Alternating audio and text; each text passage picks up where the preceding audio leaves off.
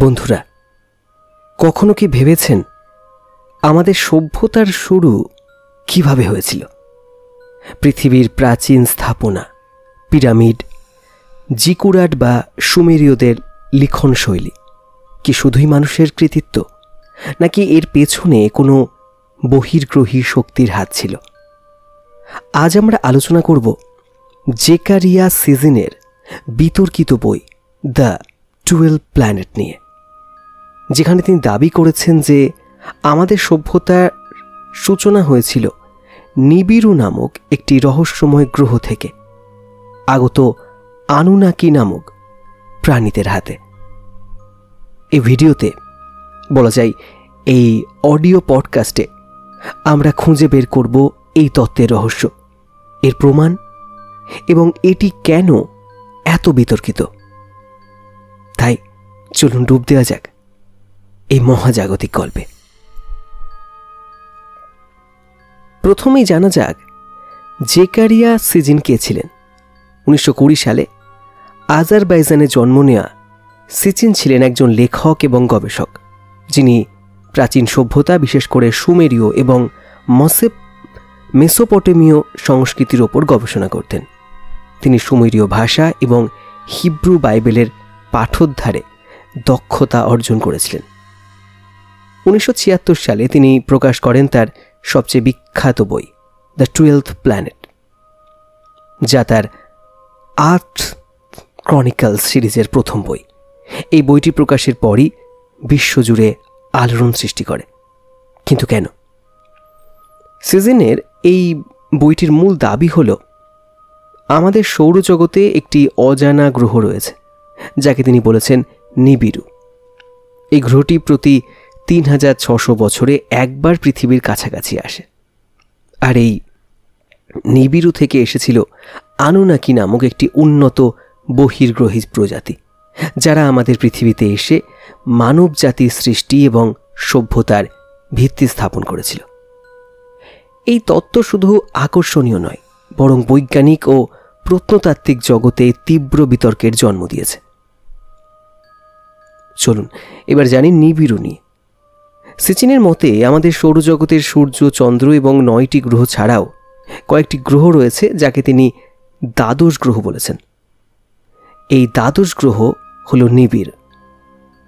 নিবিড়ুর কক্ষপথ খুবই দীর্ঘ এবং এটি প্রতি 3600 বছরে একবার পৃথিবীর কাছাকাছি আসে। এই সময়ে নিবিড়ুর মাধ্যাকর্ষণ পৃথিবীর বড় ধরনের প্রাকৃতিক দুর্যোগ যেমন ভূমিকম্প বা বন্যার কারণ হতে পারে। কিন্তু নিবিড়ু কেন এত গুরুত্বপূর্ণ? সিজিনের মতে নিবিড়ু ছিল আনুনাকি নামক একটি উন্নত বহির্গ্রহী প্রজাতির বাসস্থান। তারা হাজার হাজার বছর আগে পৃথিবীতে এসেছিল সম্পদ, বিশেষ করে স্বর্ণের সন্ধানে, যা তাদের গ্রহের বায়ুমণ্ডল রক্ষায় প্রয়োজন ছিল। সিজিন এই তত্ত্বকে সমর্থন করেন সুমেরীয় গ্রন্থ যেমন এনুমা এলিস এবং অন্যান্য কিউনিফর্ম ট্যাবলেটের ব্যাখ্যার মাধ্যমে, যেখানে তিনি বলেন নিবিরুকে একটি বিশাল মহাজাগতিক বস্তু হিসেবে বর্ণনা করা হয়েছে। সিজিনের নিবিরুর ধারণা শুধু জ্যোতির্বিজ্ঞান নিয়ে নয়, এটি ইতিহাসকে নতুনভাবে লেখার বিষয়। তিনি বলেন সুমেরীয়রা এই গ্রহ সম্পর্কে জানত কারণ আনুনাকিরা তাদের জ্ঞান ভাগ করে নিয়েছিল। তিনি প্রাচীন শিলমোহর এবং খোদাইয়ের দিকে ইঙ্গিত করেন, যেমন ডানাওয়ালা ডিস্কের চিত্র, যা নিবিরু এবং এর উন্নত বাসিন্দাদের প্রমাণ হিসাবে। কিন্তু এখানে বড় প্রশ্ন, আধুনিক জ্যোতির্বিজ্ঞানীরা নিবিরুর বর্ণনার সাথে মিলে এমন কোনো গ্রহের প্রমাণ পাননি। তাহলে নিবিরু কি একটি মিথ, ভুল ব্যাখ্যা, নাকি এমন কিছু যা আমরা এখনো আবিষ্কার করিনি? এই চিন্তাটি ধরে রাখুন এবং চলুন আনুনাকিদের গল্পে ডুব দেওয়া যাক, যারা সিজিনের গল্পের আসল তারকা। এবার আলোচনা করা যাক আনুনাকি নিয়ে, যারা সিজিনের তত্ত্বের কেন্দ্রবিন্দুতে রয়েছে। দ্য 12th প্ল্যানেটের মতে আনুনাকিরা ছিল নিবিড়ু গ্রহের একটি উচ্চ উন্নত বহির্গ্রহী প্রজাতি। তাদের নাম সুমেরীয় ভাষায় মোটামুটি যারা স্বর্গ থেকে পৃথিবীতে এসেছিল বলে অনুবাদ করা যায়। সিজিন দাবি করেন যে প্রায় 4,50,000 বছর আগে আনুনাকিরা পৃথিবীতে অবতরণ করেছিলেন, বিশেষ করে পারস্য উপসাগরীয় অঞ্চলে স্বর্ণ খননের জন্য। কেন স্বর্ণ? সিচিন বলেন তাদের গ্রহের বায়ুমণ্ডলকে মহাজাগতিক বিকিরণ থেকে রক্ষা করার জন্য এটি প্রয়োজন ছিল। কিন্তু স্বর্ণ খনন কঠিন কাজ ছিল এবং আনুনাকিরা নিজেরা এটি করতে আগ্রহী ছিল না।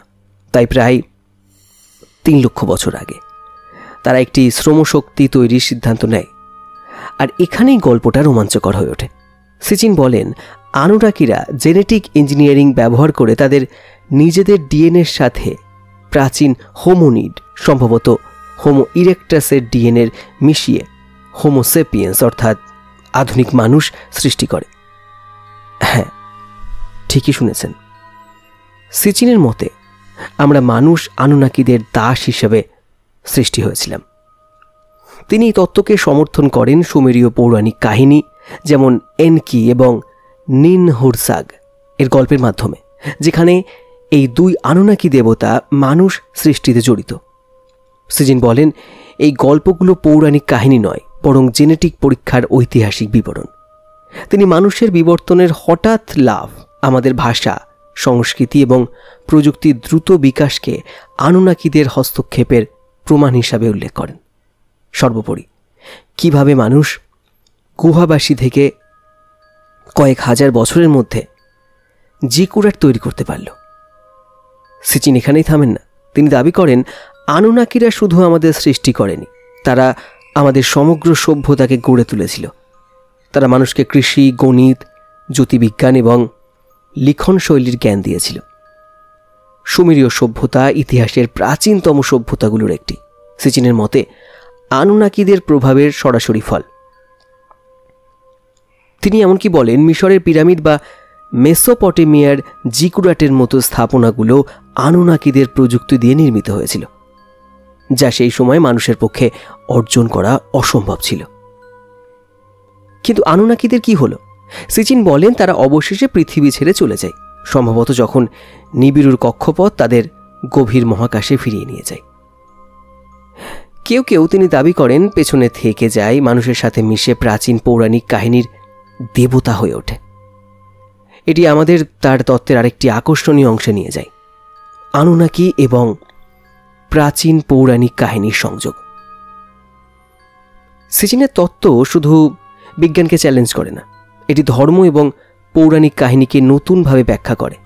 দ্য 12th প্ল্যানেটে তিনি বলেন প্রাচীন সংস্কৃতিতে পূজিত দেবতারা আসলে আনুনাকি।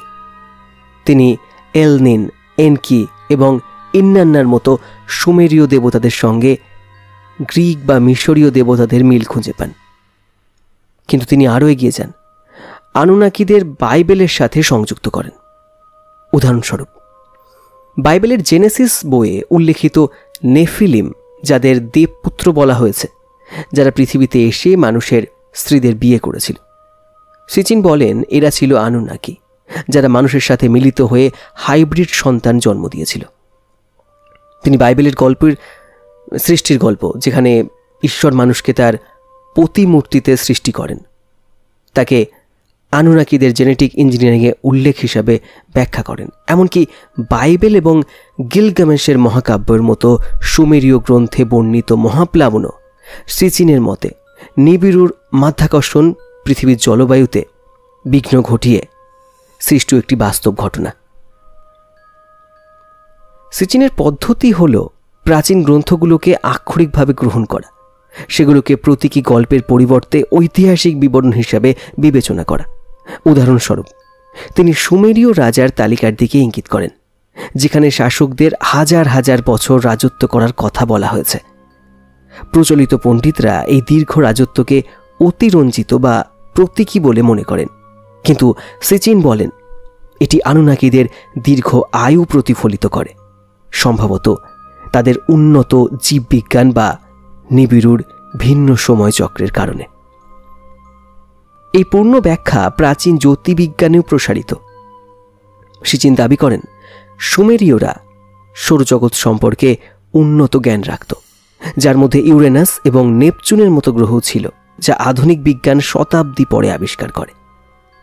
তিনি বলেন এই জ্ঞান আনুনাকিদের কাছ থেকে এসেছিল, যারা তাদের মহাজাগতিক মানচিত্র মানুষের সাথে ভাগ করেছিল। তিনি এমনকি বলেন সুমেরীয়দের সৌরজগতের চিত্র, যেখানে 12টি মহাজাগতিক বস্তু রয়েছে, তাতে নিবিড় অন্তর্ভুক্ত, যা তাদের দ্বাদশ গ্রহ সম্পর্কে জ্ঞানের প্রমাণ। কিন্তু এখানে জটিলতা শুরু হয়। সিচিনের এমুনা এলেশের মতো সুমেরীয় গ্রন্থের অনুবাদ ব্যাপকভাবে সমালোচিত হয়েছে।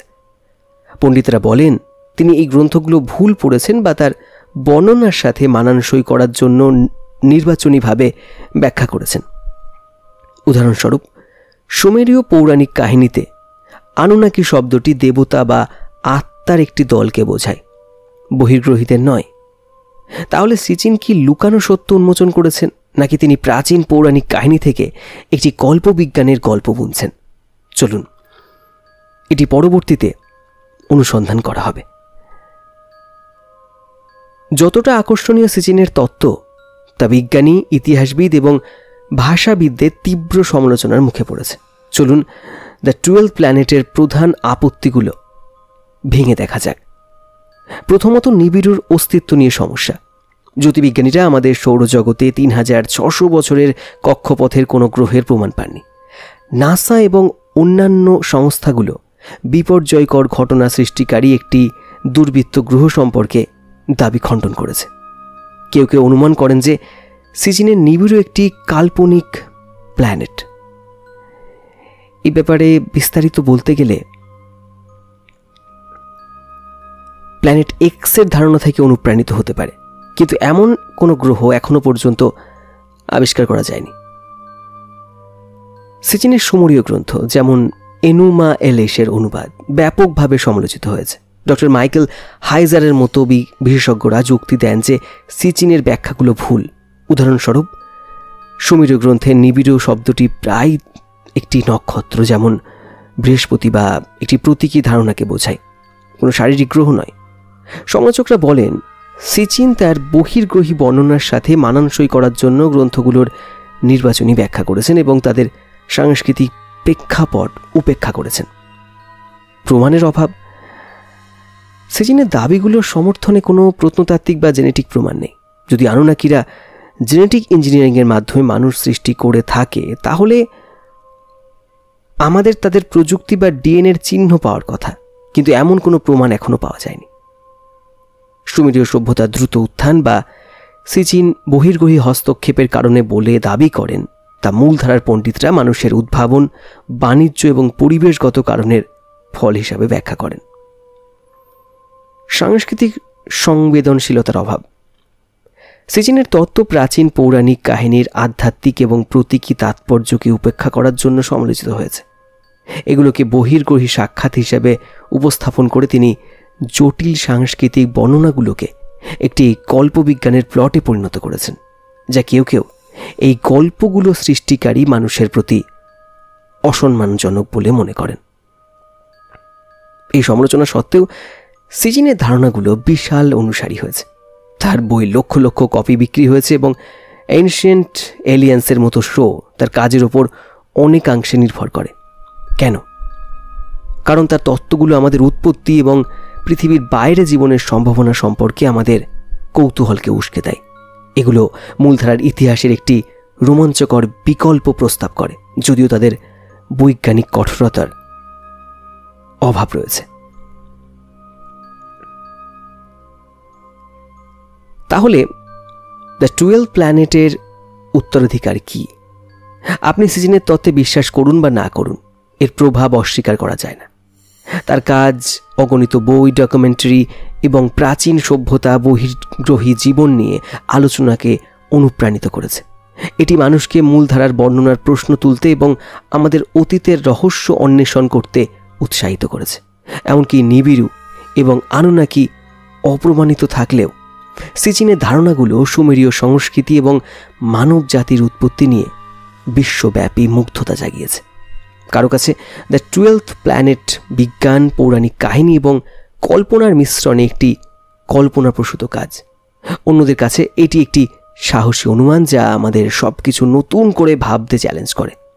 যেভাবেই হোক, এটি ধারণার শক্তির প্রমাণ যা মুগ্ধ করে এবং অনুপ্রাণিত করে।